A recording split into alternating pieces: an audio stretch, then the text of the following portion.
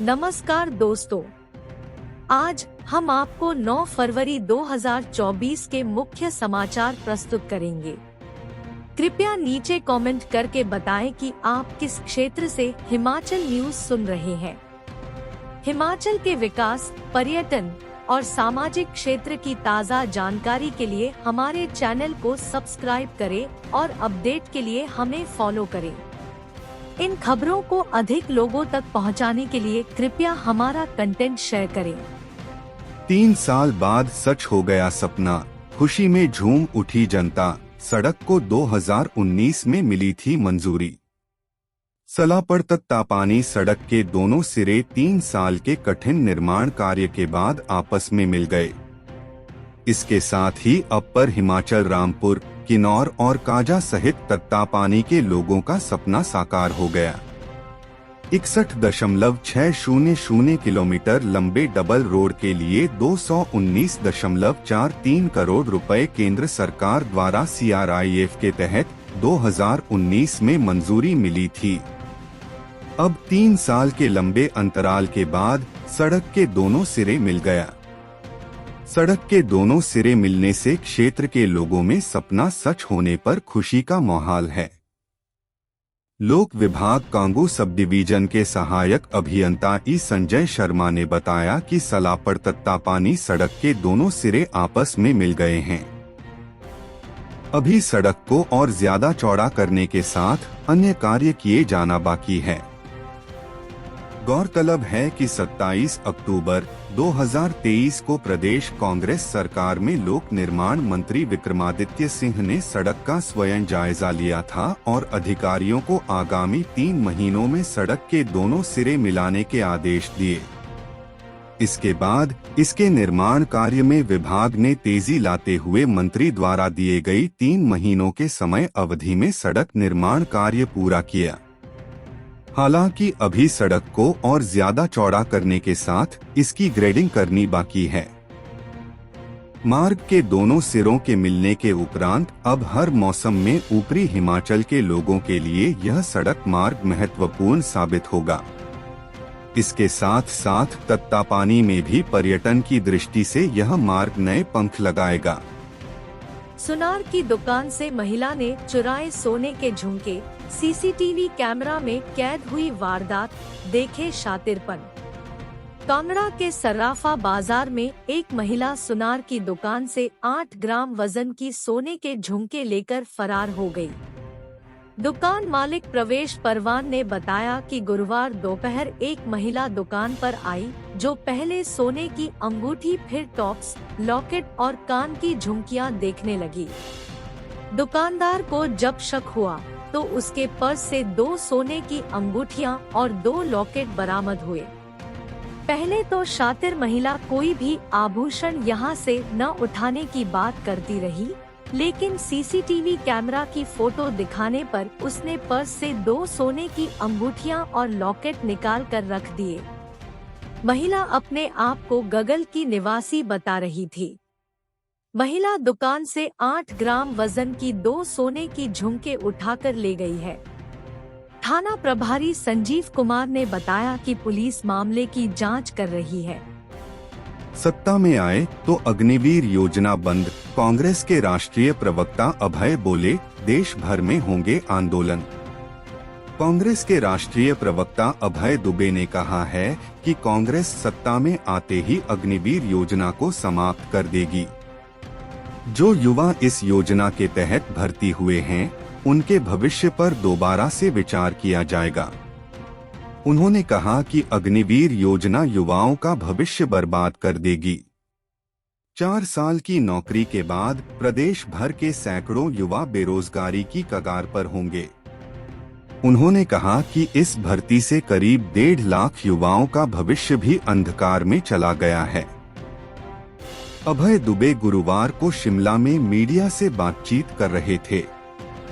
इस मौके पर उन्होंने कहा कि कांग्रेस ने राष्ट्रव्यापी आंदोलन छेड़े का फैसला किया है और इस आंदोलन को 3 चरणों में विभाजित किया है। इसमें पहले चरण में जनसंपर्क अभियान 1 फरवरी से शुरू हो चुका है। 28 फरवरी तक कांग्रेस के तमाम नेता और कार्यकर्ता 30 लाख परिवारों तक अपनी पहुंच बनाएंगे। दूसरे चरण में 5 से 10 मार्च तक सत्याग्रह आंदोलन छेड़ा जाएगा। इसमें अधिक से अधिक युवाओं और उनके परिवारों तक पहुंच बनाई जाएगी। इस दौरान सभी बड़े शहरों में धरनों का आयोजन होगा। इसके लिए शहीद चौक या गांधी चौक का चयन किया जाएगा। तीसरे चरण में न्याय यात्रा निकाली जाएगी। इसमें सभी जिलों में 50 किलोमीटर की पैदल यात्रा शामिल रहेगी। यह यात्रा 17 से 20 मार्च तक आयोजित होगी। सभी जिलों में सैनिकों के लिए न्याय यात्रा का नाम दिया गया है। इस मौके पर कांग्रेस के प्रदेश प्रवक्ता सुशांत कपरेट और सुरेश कुमार भी मौजूद थे। लोसर पर्व पर परोसी जाएगी हिमाचली धाम। मकलोडगंज में मनाया जाएगा नया साल, कल से पूजा अर्चना। बौद्ध कैलेंडर के मुताबिक लोसर पर्व या नए वर्ष पर मुख्य बौद्ध मंदिर मकलोडगंज में पहली बार हिमाचली धाम का आयोजन किया जाएगा। तिब्बती समुदाय का लोसर नववर्ष उत्सव शनिवार 10 फरवरी से शुरू होने वाला है। 3 दिवसीय उत्सव का शुभारंभ मकलोडगंज स्थित ला ग्यारी बौद्ध मठ में विशेष पूजा अर्चना के साथ होगा। तिब्बती कैलेंडर के अनुसार यह 2151वां वर्ष है। इसके साथ ही लोसर उत्सव को लेकर मुख्य बौद्ध मंदिर मकलोडगंज में 13 फरवरी को स्थानीय व तिब्बती लोगों सहित देश विदेश से आने वाले पर्यटकों के लिए पहली बार हिमाचली धाम परोसी जाएगी। तिब्बती समुदाय का नववर्ष लोसर को लेकर धर्मशाला व मकलोडगंज के बाजार में खासी रौनक है और तिब्बती समुदाय के लोग घरों को संवारने में जुटे हैं। इस उपलक्ष्य में तिब्बती समुदाय के लोग पारंपरिक पोशाक पहनकर एक दूसरे से मिलते हैं और बधाइयां देते हैं। लोसर को लेकर तिब्बती समुदाय में खासा उत्साह देखने को मिला। लोसर के लिए तिब्बती पहले ही अपने अपने घरों में साफ सफाई के साथ रंगरोगन करवा लेते हैं। इसके अलावा नववर्ष के लिए विभिन्न प्रकार की मिठाइयां आदि भी बनाई जाती है। सेटलमेंट ऑफिसर कुंचौब मिगमर ने बताया कि उत्सव से पहले केंद्रीय तिब्बती प्रशासन CTA के कर्मचारियों ने जिला भर के मुख्य सरकारी कार्यालयों में मिठाई वितरित की। तिब्बती समुदाय के लोग छान का पहले अपने इष्ट को भोग लगाते हैं और उसके बाद स्वयं या रिश्तेदारों में इसका आदान प्रदान करते हैं। पति पत्नी दोनों चिट्टे के आदी, जहन्नुम बनी जिंदगी, नशे के दलदल में फंसने के बाद MBA की पढ़ाई छूटी। नशा आज के दौर का एक ऐसा विषय और समस्या बन गई है जिसकी हर मंच से चर्चा हो रही है। युवाओं को विभिन्न तरीकों से जागरूक करने का प्रयास भी किया जा रहा है, लेकिन इसके मामले घटने के बजाय लगातार बढ़ रहे हैं। वक्त के साथ साथ बदले नशे के स्वरूप की लत ने युवाओं की जिंदगी में इतना बिखराव कर दिया है कि उनसे अब यह समेटे नहीं सिमट रही। एक ऐसा ही वाकया जिला हमीरपुर में सामने आया है, जिसमें पता लगा है कि चिट्टे की लत ने कैसे एक वेल क्वालिफाइड 33 वर्षीय युवक और उसकी पत्नी की जिंदगी को जहन्नुम बना दिया। यह खबर बतानी इसलिए जरूरी है कि किसी और को ऐसे दिन न देखने पड़े। मामला जिला हमीरपुर के एक दूरदराज गांव का है। जुटाई गई जानकारी से पता चला है कि यह युवक बहुत अच्छे घराने से ताल्लुक रखता है। पिता अच्छी खासी सरकारी नौकरी करते थे। पैसों की कमी नहीं थी। युवक पढ़े में काफी होनहार था। उसने हमीरपुर में अपना ग्रेजुएशन किया और MBA करने के लिए धर्मशाला चला गया। यहीं से शुरू हुआ उसकी जिंदगी का काला अध्याय। कुछ ऐसे दोस्तों की संगत मिल गई कि पहले धूम्रपान, फिर शराब, फिर चरस और भांति भांति के नशों से गुजरती जिंदगी चिट्टे की दहलीज पर आ पहुंची।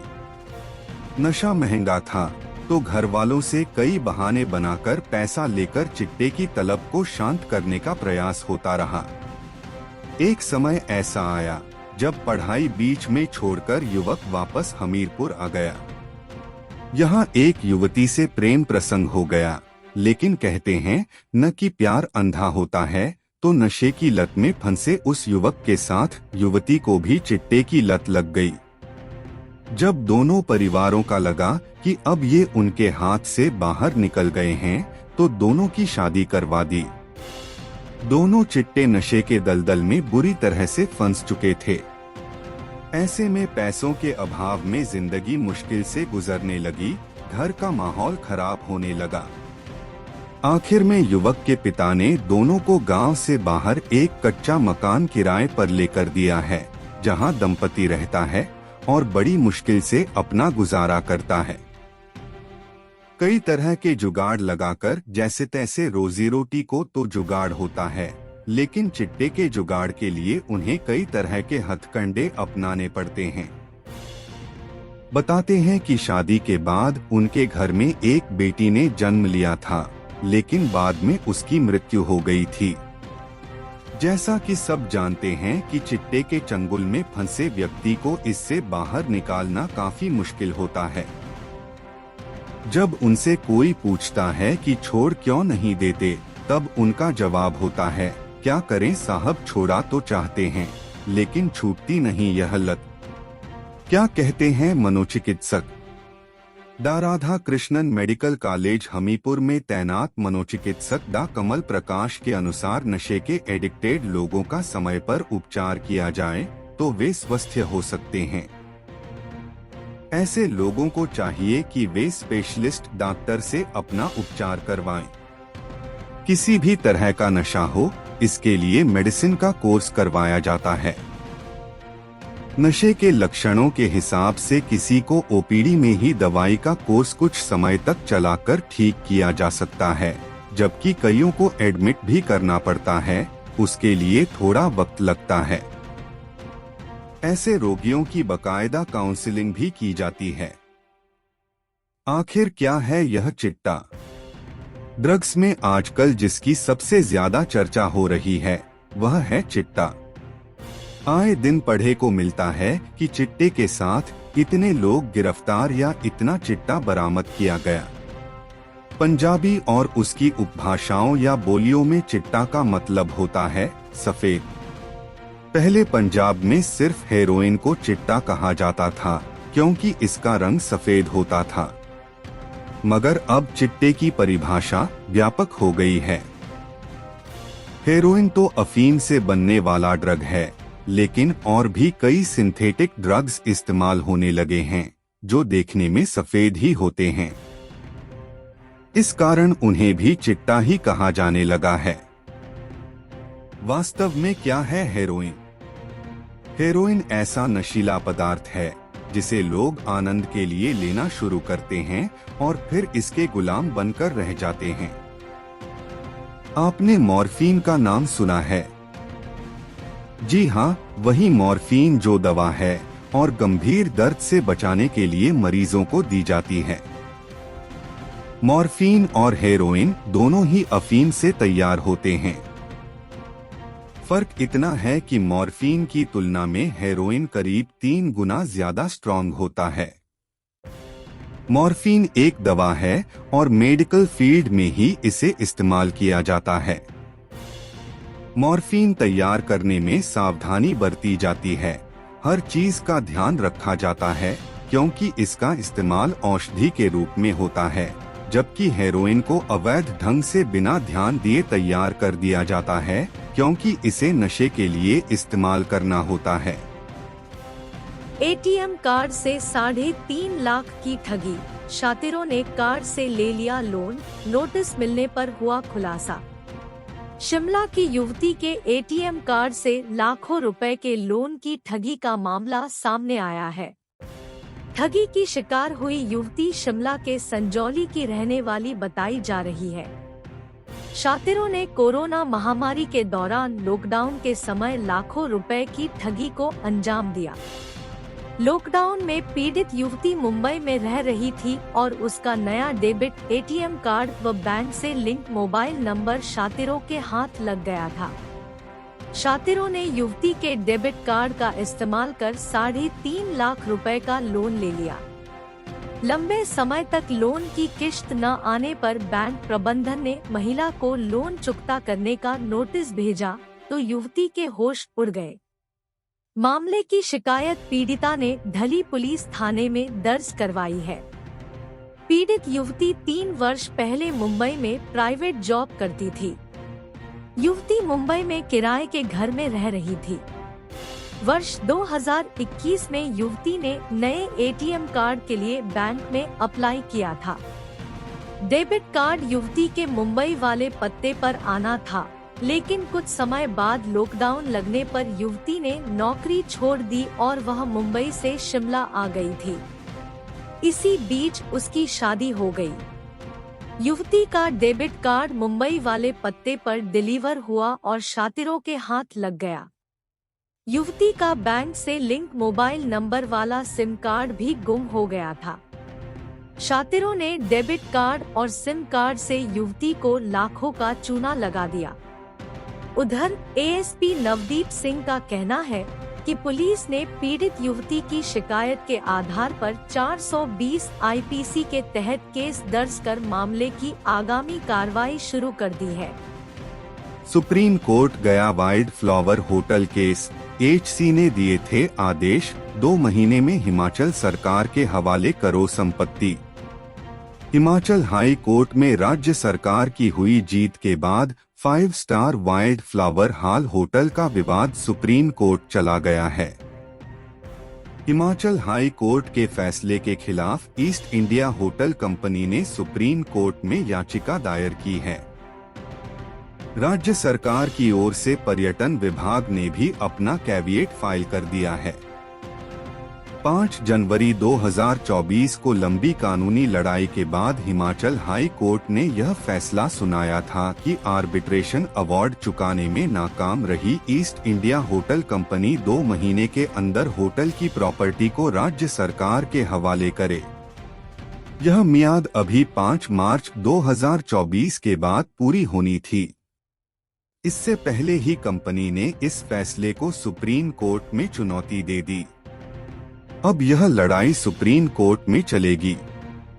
शिमला के छराबड़ा मशोबरा में स्थित 5 star wild flower hall hotel 77,000 वर्ग मीटर में फैली बेशकीमती प्रॉपर्टी है। हिमाचल सरकार के साथ ज्वाइंट वेंचर बनाकर ओबरॉय ग्रुप इस चला रहा था।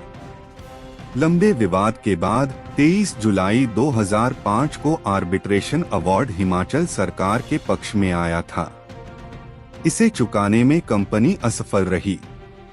इस अवार्ड की एग्जीक्यूशन के लिए हाई कोर्ट में केस चल रहा था।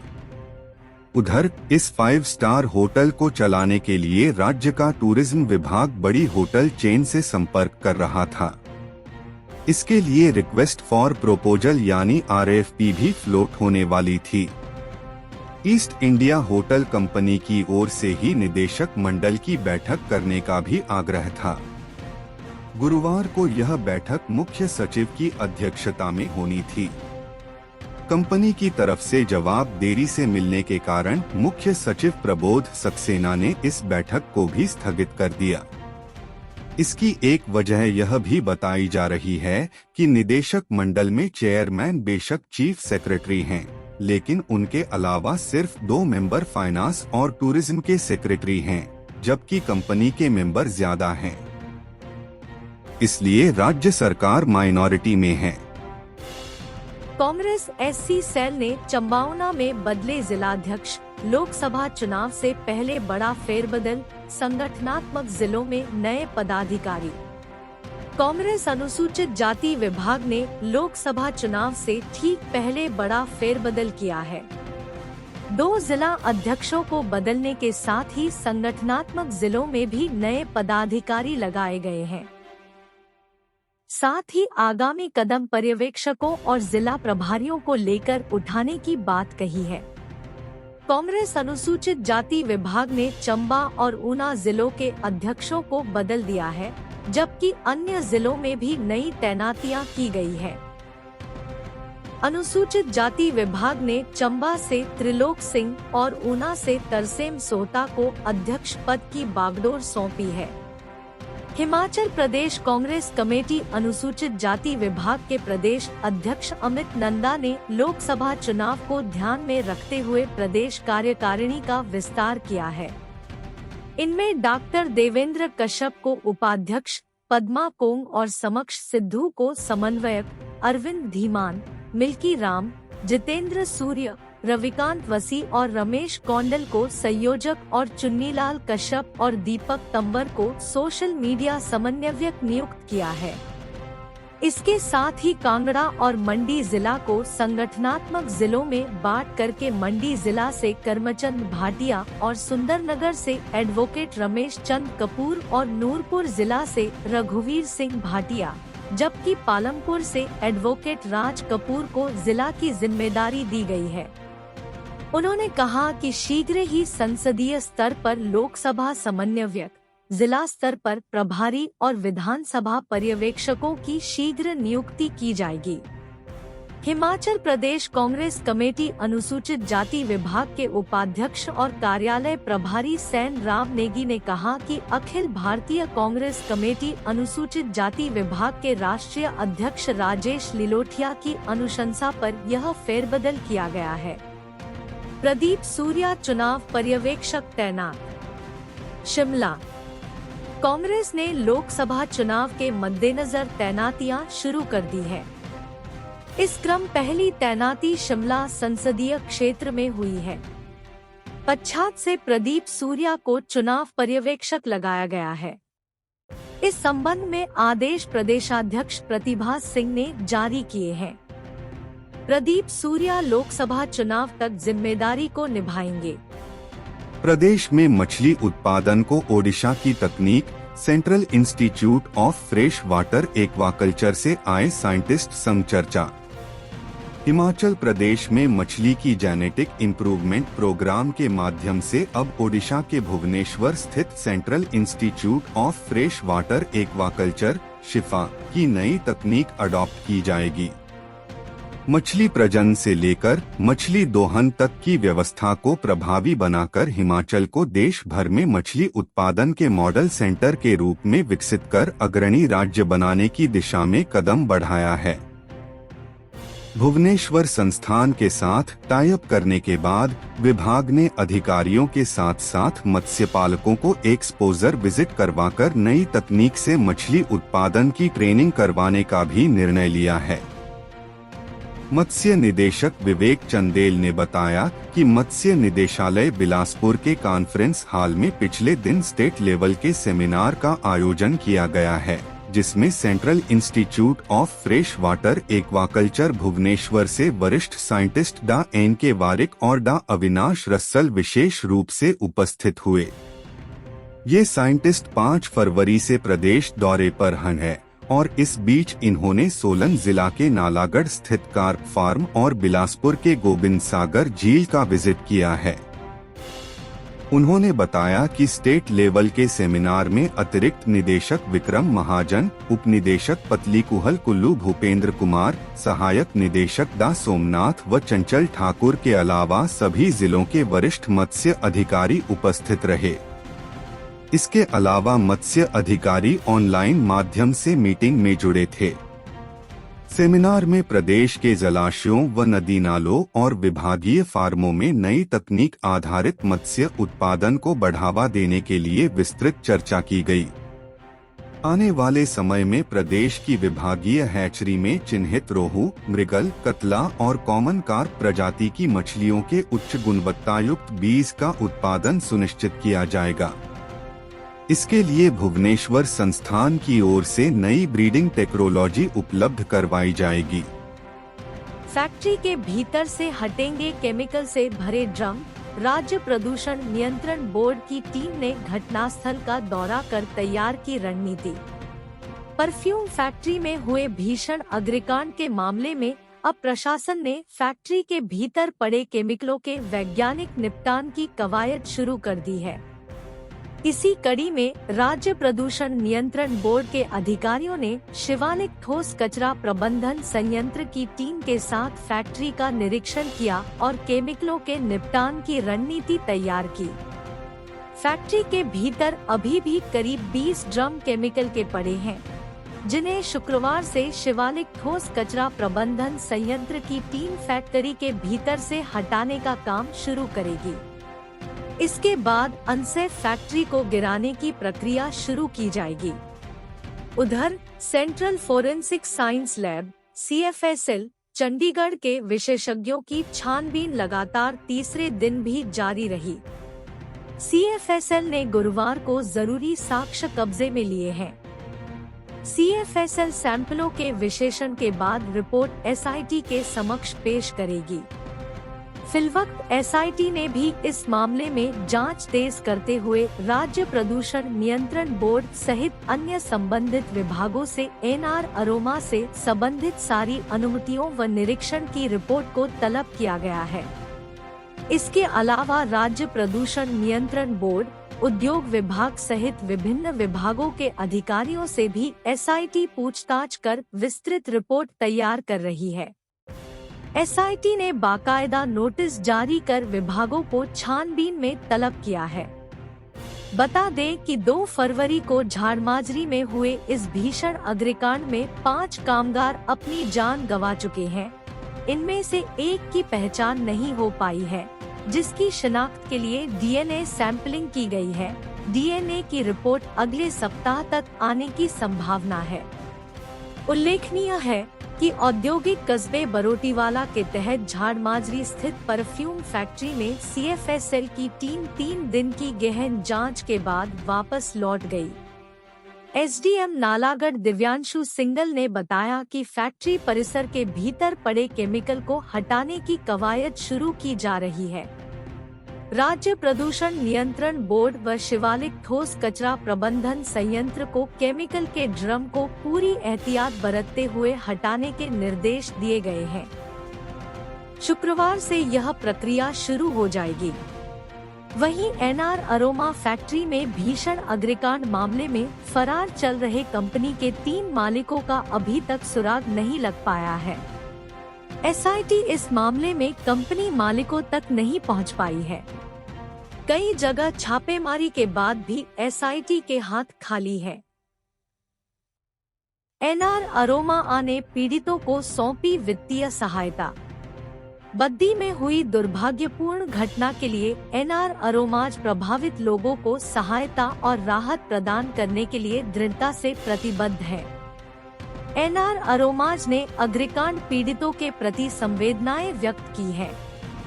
कंपनी द्वारा प्रत्येक मृतक के परिवार को 5 लाख रुपए की अंतरिम वित्तीय सहायता मिली व 25,000 उन लोगों को जो घायल हुए हैं उनके पूरी तरह ठीक होने तक व चिकित्सीय सहायता का खर्च कंपनी द्वारा वहन किया जाएगा और 10,000 उन लोगों को जो घायल नहीं हुए हैं। कंपनी के प्रवक्ता ने बताया कि कंपनी ने राहत राशि वितरित कर दी है। राज्यसभा के लिए नामांकन शुरू, 15 फरवरी नॉमिनेशन दाखिल करने का आखिरी दिन। प्रदेश में राज्यसभा की खाली इकलौती सीट के लिए नामांकन प्रक्रिया शुरू हो गई है। विधानसभा निर्वाचन अधिकारी ने गुरुवार को राज्यसभा चुनाव को लेकर अधिसूचना जारी कर दी। आगामी 15 फरवरी तक नामांकन दाखिल किए जा सकेंगे, जबकि आवेदन की प्रक्रिया 11 से 3 बजे के मध्य पूरी की जाएगी। गौरतलब है कि प्रदेश में भाजपा के राष्ट्रीय अध्यक्ष JP नड्डा का कार्यकाल पूरा होने के बाद सीट खाली हो रही है। JP नड्डा का कार्यकाल 2 अप्रैल को समाप्त हो रहा है। निर्वाचन विभाग ने इस सीट पर नामांकन प्रक्रिया का ड्राफ्ट तैयार करने के बाद इसे विधानसभा सचिव के हवाले किया है। गुरुवार को विधानसभा निर्वाचन अधिकारी और सचिव यशपाल ने चुनाव की अधिसूचना जारी कर दी। इसके साथ ही राज्यसभा चुनाव के लिए नामांकन दाखिल करने की प्रक्रिया शुरू हो गई है। रिक्त स्थान पूर्ति के लिए गुरुवार को अधिसूचना राज्यसभा चुनाव के लिए रिटर्निंग अधिकारी और सचिव विधानसभा यशपाल शर्मा ने जारी की है।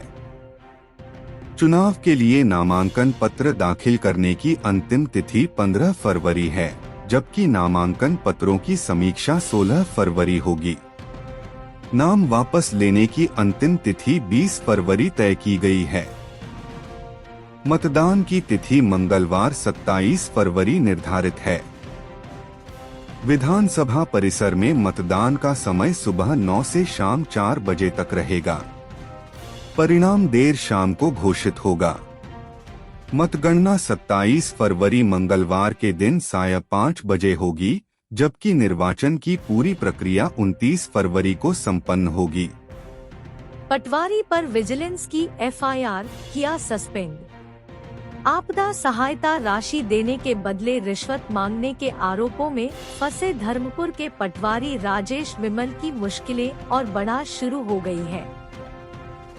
प्रशासनिक जांच का सामना कर रहे पटवारी के खिलाफ अब विजिलेंस ने भी मामला दर्ज कर लिया है। विजिलेंस ने गीता देवी पत्नी स्वर्गीय जगदीश गांव पोहन डाकघर सज्जायो पिपलू तहसील धर्मपुर की शिकायत पर मामला दर्ज किया है।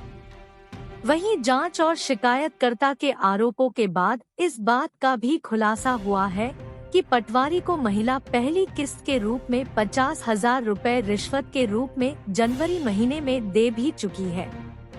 अब दूसरी किस्त के रूप में उससे फिर से 50,000 रुपए मांगे जा रहे थे।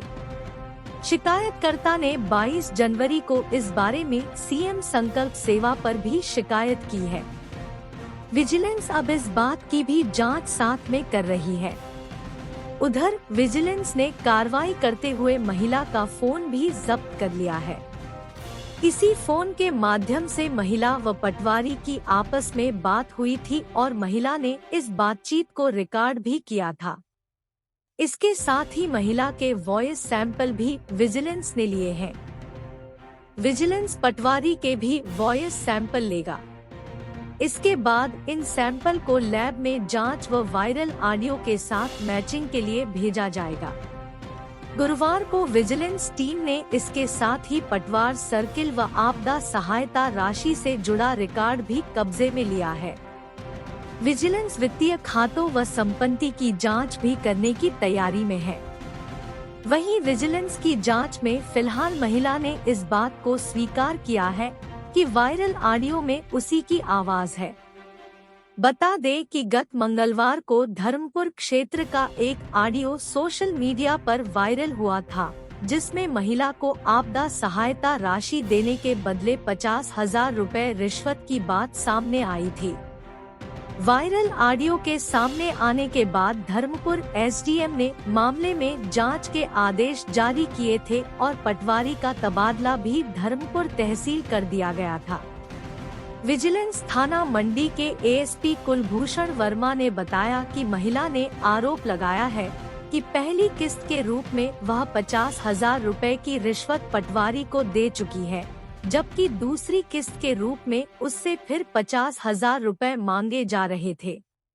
वायरल ऑडियो की सच्चाई के लिए दोनों के वॉइस सैंपल लेकर जांच को भेजे जाएंगे। साथ ही पटवारी के वित्तीय खातों व अन्य रिकॉर्ड की भी जांच की जा रही है। जिला उपायुक्त अपूर्व देवगन ने कहा कि मामले में पटवारी दोषी पाया गया है और उसे सस्पेंड कर दिया गया है। मामले की जांच जारी है। पीडब्ल्यूडी ने बहाल की 57 सड़कें, 33 करोड़ पहुंचा नुकसान, अभी 229 सड़कों पर यातायात ठप। पीडब्ल्यूडी ने गुरुवार को 57 सड़कें दोबारा बहाल कर ली हैं।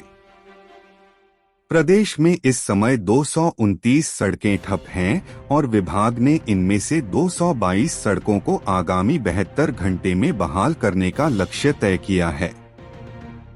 विभाग ने सड़कों में सुधार होने के साथ ही तैनात की गई मशीनरी में भी कटौती शुरू कर दी है।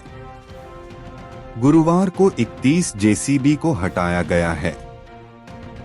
विभाग के पास अब 174 जेसीबी काम कर रही हैं। प्रदेश मुख्यालय पहुंच रही पीडब्ल्यूडी की रिपोर्ट में आंकड़े भी लगातार बदल रहे हैं। गत 24 घंटे में विभाग के नुकसान में करीब 1 करोड़ रुपए का इजाफा हो गया है। गुरुवार को जिलों से शिमला पहुंची रिपोर्ट में 33 करोड़ 65 लाख रुपए का नुकसान शामिल है। इसमें सबसे ज्यादा 15 करोड़ 31 लाख का नुकसान डलहौजी सर्किल में दर्ज किया गया है। मंडी जोन में 8 करोड़ 87 लाख व शिमला में 7 करोड़ 94 लाख का नुकसान हुआ है। नेशनल हाईवे को 1 करोड़ 51 लाख का नुकसान दर्ज किया गया है। प्रदेश भर में 247 सड़कें अभी भी बाधित हैं। प्रदेश भर में 22 पेयजल योजनाएं अभी तक बहाल नहीं हो पाई हैं। इन क्षेत्रों में पेयजल के मुंह या स्रोत पूरी तरह बर्फ में दब गए हैं। इन स्रोतों के दफन होने से पेयजल सप्लाई प्रभावित हो रही है। 30 ट्रांसफार्मर बहाल, 50 में बिजली गुल। बिजली बोर्ड ने गुरुवार को 30 ट्रांसफार्मर बहाल किए हैं। प्रदेश भर में अब 50 ट्रांसफार्मर ठप पड़े हैं। बुधवार देर रात तक 80 ट्रांसफार्मर में बिजली गुल थी। बिजली बोर्ड कर्मचारियों ने कई जगह भारी बर्फ के बीच ट्रांसफार्मर को बहाल किया है। जिन क्षेत्रों में ट्रांसफार्मर बहाल हुए हैं, उनमें लोगों ने राहत की सांस ली है।